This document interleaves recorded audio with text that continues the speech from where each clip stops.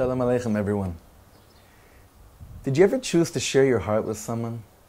To really share the secrets that lie deep down inside with someone else, only to find out that the person on the other end didn't hear you at all?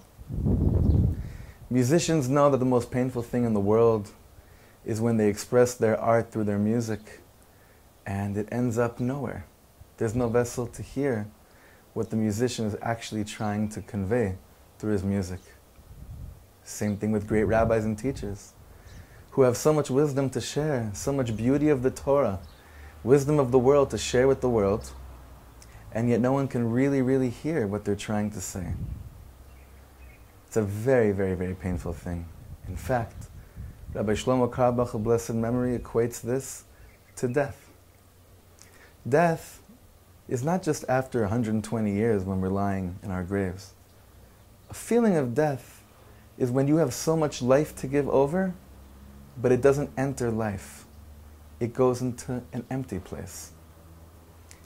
And this is exactly the reason why our portion of the week, Chukat, begins the way it begins, dealing with the red heifer, which was the medium through which we were purified by death, coming in contact with death. You see what it is? Rabbi Shlomo explains that Parshat Chukat follows Parshat Korach for a very specific reason. When we go back to Parshat Korach, we see that Moshe Rabbeinu began to think maybe people aren't really understanding the Torah, but it's my fault. Maybe I'm not giving it over the way that I really need to give it over.